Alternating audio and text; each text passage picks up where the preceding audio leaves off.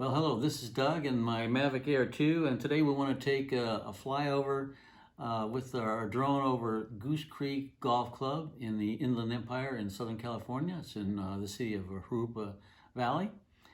It's one of the best courses in the Inland Empire and in all of Southern California. The fairways and greens and bunkers are all well maintained, and it's a pleasure to play. The commentary you'll hear is based on the white tees and from a 12 handicapper that doesn't hit it very far. So if you're got an index below 12 and you hit it a long way, some of the things I say may not quite fit you, but you'll get the idea, I hope. Anyway, take care and enjoy the video. Hole number one is a microcosm of the entire course. It's wide open off the fairway and a little tricky at the green. And that's really what this course is all about. It's a second shot course, third shot on a par fives, but most of the tee shots are fairly benign. This is a narrow green, a little tricky in the front side and sloping off in all three directions. This par three, not too difficult, just to get the ball on the green. It is two levels. If the pin is back left, it's a tight spot. That's a really tough shot. Favor the middle of the green, and I wouldn't go for that pin if it was back left.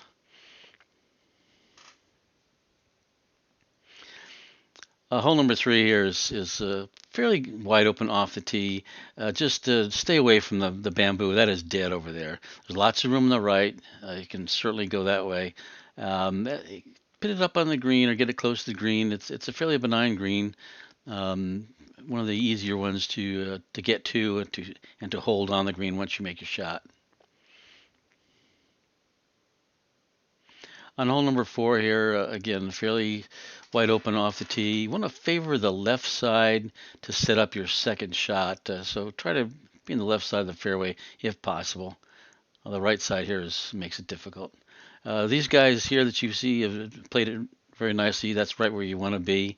The left side over here is dead. Again, it really blocks your shot at the green. And once you get to the green, it's fairly benign green, except over here on the left side. You don't want to go down in there. It's a little valley. Otherwise, just favor the right side. This par three is fairly basic. The green is slanted, so it makes it a little bit difficult to get onto the green. There is a grass bunker in the back right. The miss here, if you want to miss it, is going to be short right. From over there, you can either chip on or put on and get close to the pin, hopefully. This shot here off the tee presents one of the first times a little difficult shot.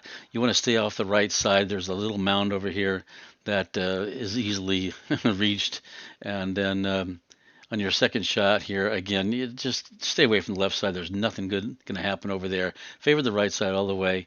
Tricky little green, but certainly a good par four. This par five, just whack away. Lots of room on the left side of the fairway. It doesn't look like it from the tee box, but you can really get it down there far on the left-hand side. And then on your second shot, you're going to get up here onto the right edge, and you leave a mid to short iron onto a fairly benign green, one of the flattest on the course, and it'll play nicely as a par five. You'll be able to make a par here. This hole is all about the green. Again, the drive is fairly benign. This green is skinny. It's got three levels.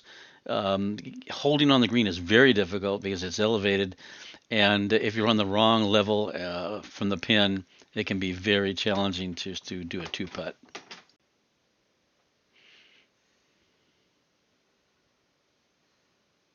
Okay, this par three, I shouldn't have to say it, but don't go to the right.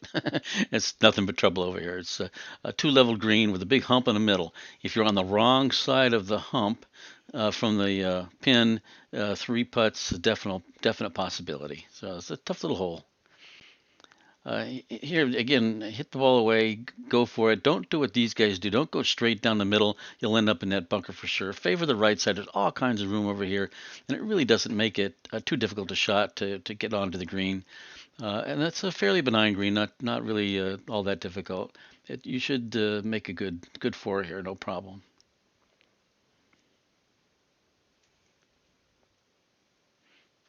Now this par three is not really that difficult.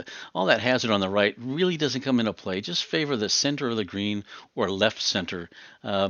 This pin position you see here is a sucker pin. Do not go right at that pin. Nothing good can happen from going right at a back right pin.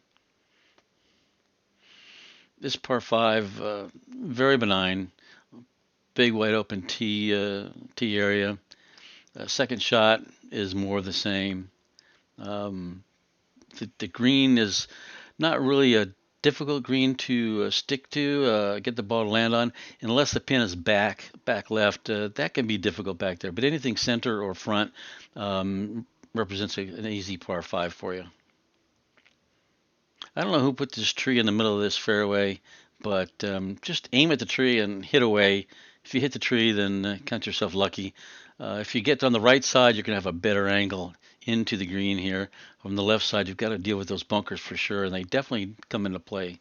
Absolutely. The green looks fairly benign, but somehow it's a difficult one to read. It's one of the harder ones to putt, even though it's not really that tricky. This hole is so short. It's so frustrating. It should be a par 4, easy par 4, but it's really difficult to not go into the bunker on the left and also to put it on the right-hand side where those trees totally block you out. You want to come in here if you can, but that's a long shot for some of us and not easy. This green is a 2-tiered green, elevated on the left-hand side, but not really terribly difficult. Okay, in this hole, you just want to bang it away as far as you can hit it, avoiding those 2 bunkers, of course. Most people will favor the left-hand side. If you want to go to the right-hand side, you better be a long hitter. And once you get over here and taking your second shot into the green, you absolutely want to avoid this bunker. It's very, very deep.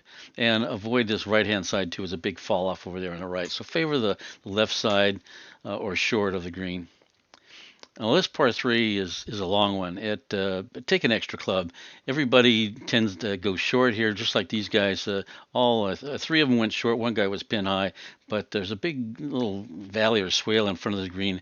Tends to hold up the ball and not let it release on. So take an extra club, and you got a chance to get on that green. 17 here is again very benign. Just hit away and let her rip. That tree on the right hand used to be a bigger tree, but it fell off a little bit with some dead branches and stuff. But the second shot is again wide open. Favor the left side a little bit, but you don't want to go too far left, and that bunker is going to come into play. This is all about the green here. This is a very large green, and some of the pin positions can make two putting very difficult. The only easy pin is front right. Everything else gets to be a challenge. And 18 here is listed as a par 4, but really, give me a break. It's a par 5 for most of us, and of course you want to avoid the water. Don't do that. But your drive is going to end up going towards that bunker, probably a little short of it. And your next shot theoretically should be over the water onto the green, but that's not happening. So the good layup is right in here. Leave you a short iron, a pitching wedge, whatever, onto that green, and now you've got a chance for a 1 putt to make a par. Well, I hope you liked that flyover. Again, it's a really great course. If you have a chance to play it, you really should give it a try. Thanks for watching, and take care.